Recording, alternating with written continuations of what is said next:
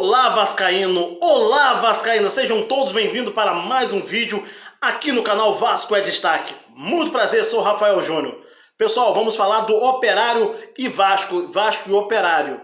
Lembrando, pessoal, que para você se inscrever no nosso canal, é muito importante sua inscrição, pois as informações que a gente passa aqui, a TV não vai passar para você.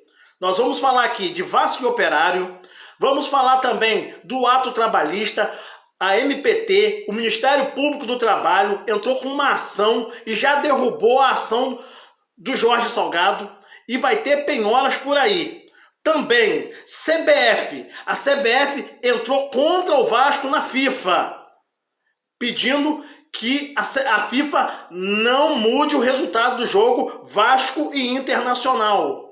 Também, pessoal, vamos falar aqui também dos 60 milhões de reais. Isso e muito mais aqui no nosso Vasco é Destaque.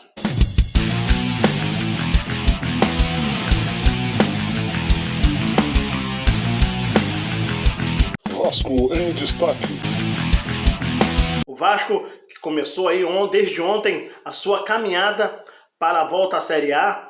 O Vasco vai pegar o Operário às 11h05 da manhã, sábado, não se esqueça, 11 horas da manhã, Vasco e Operário, sabadão, tá ok? Em São Januário.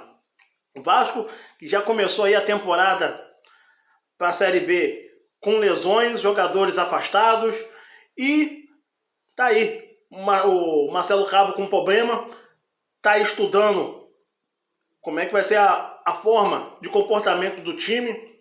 O Vasco contratou o Sarrafioli, também o Michel e o Daniel Amorim.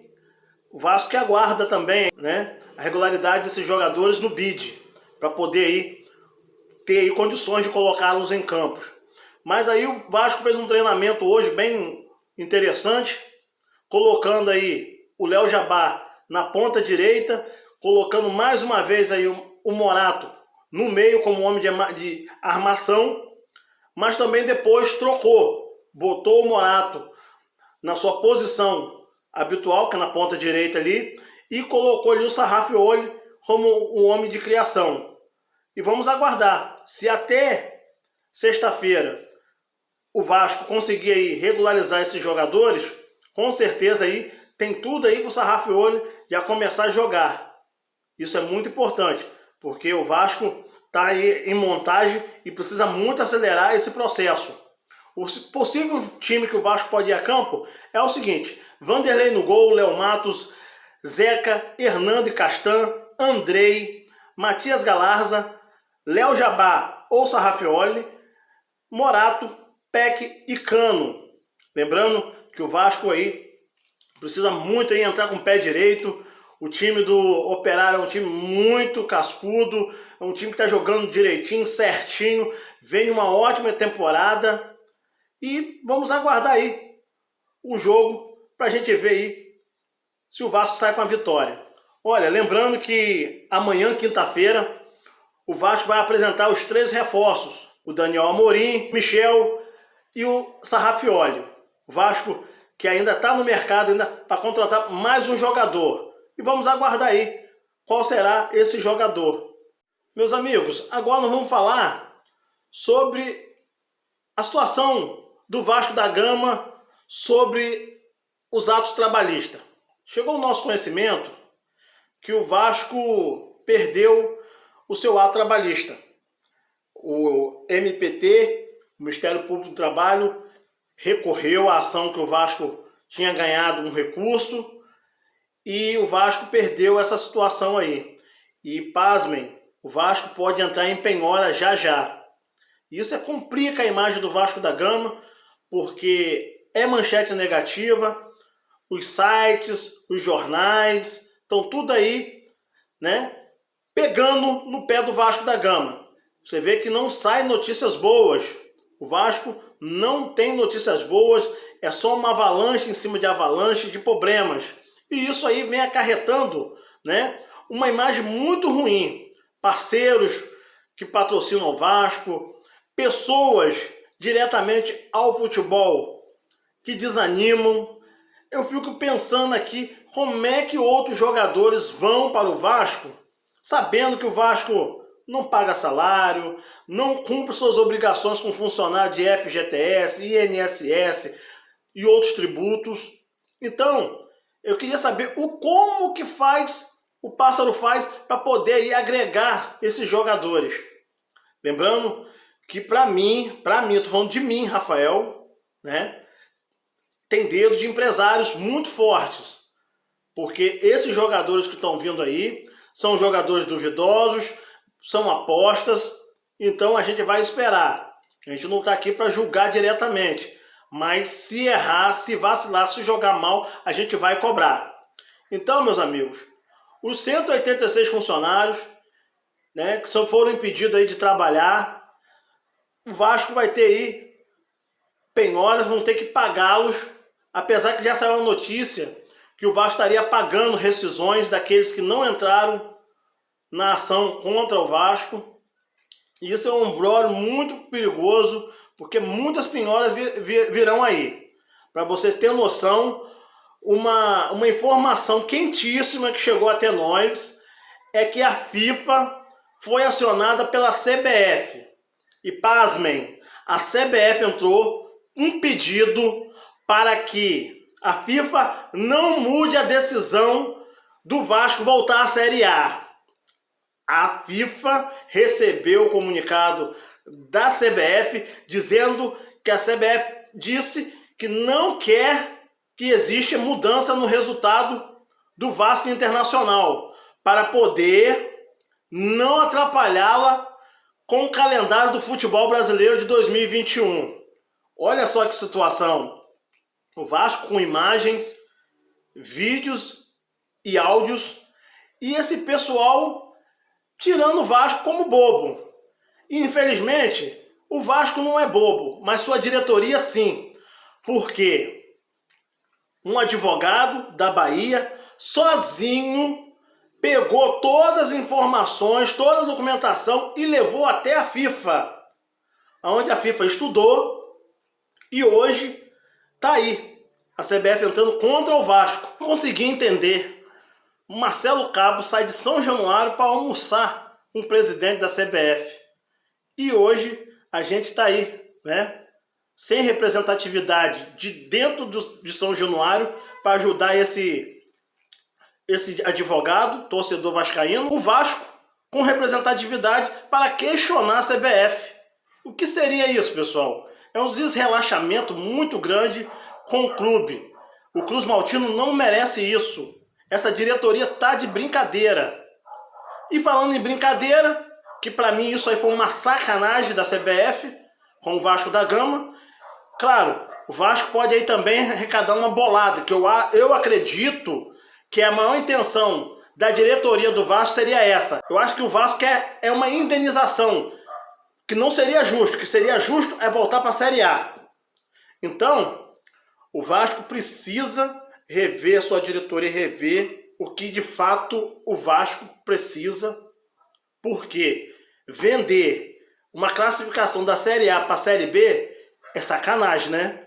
E aí, hoje no apagar das luzes, me vem aí uma notícia: 60 milhões de reais de empréstimo, com juros de 7,5 ou mais, até chegar a 10. Aí eu fiquei imaginando assim, será que vai ser um banco que o Vasco vai pegar esse dinheiro? Ou será pessoas jurídicas ou pessoas físicas? Então, eu parei para pensar e fui pesquisar. O Vasco costuma pegar dinheiro com o Banco Safra, que gera em torno aí de 1,73%, que vai dar em torno aí de 22% ao ano. E também aí ao Banco BMG, suposto parceiro que paga 6 milhões num patrocínio master. Se outros clubes recebem 30, 60, 80 milhões, é só o Vasco mesmo, cara. Isso aí me revolta. Então, voltando no assunto, o BMG vai cobrar em torno aí de 1,5, que já teve empréstimo do BMG, que vai dar em torno de 18%. Aí eu pergunto a vocês, meus amigos, que situação chega ao Vasco com esses empréstimos mirabolantes? Vendeu o Thales Magno, recebeu 40 ou 42 milhões.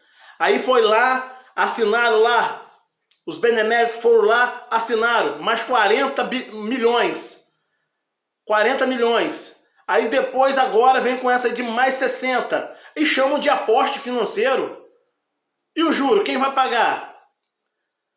Você sabe de uma coisa? Tem dedo aí do próprio Jorge Salgado, o Peralta, Luiz Moreira, tá? Carlos Leite e outros mais. Sabe para quê? Triplicar a ação. O Vasco precisa de transparência. O Vasco precisa de pessoas sérias, gabaritadas, que queiram levar o nome do Vasco. Correr atrás de empresas, um aporte financeiro, um dinheiro novo. Um dinheiro que vá sustentar a vida do Vasco, mas não venha trazer problema futuro. Muita gente está batendo palmo por esse dinheiro que está chegando. Pessoal, abre o olho. O Vasco tá aí, ó. Em breve pode receber até 10 milhões aí em venda de jogador em ativos. Do Evander, do Coutinho e do Marrone. Mas aí o que acontece? Será que vai chegar já penhorado esses valores? Ou já para pagar esses juros? O Vasco precisa de uma cara nova. Esse mesmo Salgado, que é o presidente do Vasco, foi no Atenção Vascaíno lá no começo e falou que não ia fazer isso, que isso aí não condiz com a realidade do Vasco da Gama. E é muito triste a gente ver a mesma coisa dos governantes passados se acontecer novamente. Eu acho que eu estou me chamando, as pessoas me chamam até de chato, porque eu vivo comparando a gestão anterior com essa, e muita gente questiona, porque as práticas são as mesmas. É Vasco pagando os salários em dia no primeiro semestre, é Vasco na semifinal ou na final da Taça Rio, tá? É Júlio Brandt falando que parabéns, começando muito bem, por incrível que pareça, tem até isso, o Júlio Brandt deu parabéns ao Campelo e deu parabéns ao Jorge Salgado. 16 de abril de 2017, Vasco 2, Botafogo 0, o Vasco campeão da Taça Rio. O Botafogo jogava com as reservas e o foco na Libertadores. E o Vasco dando a vida por esse jogo. Foi esse o tamanho que essa diretoria nos colocou. Vamos dar nomes ao senhor Eurico Miranda, senhor Fernando Horta, senhor Luiz Manuel Fernandes, senhor José Luiz Moreira, senhor Antônio Peralta, o senhor Silvio Godoy, mas vamos à vitória, sempre com o Vasco. Assinado Júlio Brandt. 22 de maio de 2021, Vasco 0, Botafogo 1. Apesar da derrota, o Vasco foi para os pênaltis, pois tinha ganhado o jogo de 1-0 e nos pênaltis ganhou por 3-0. Nada como a arrancada com um título no início de um trabalho. Parabéns, especialmente ao Vanderlei pelos 3 pênaltis que agarrou. O Vasco, como sonhamos, parece começar a decolar. Que alegria! Sempre do lado do Vasco, assinou Júlio Brandt. Eles não eram inimigos de campanha? Não era um contra o outro? E de repente ficou amiguinhos? Não dá para entender. Esse Vasco da Gama não condiz com a realidade do torcedor. Pessoal, obrigado a todos que ficaram comigo aqui no canal.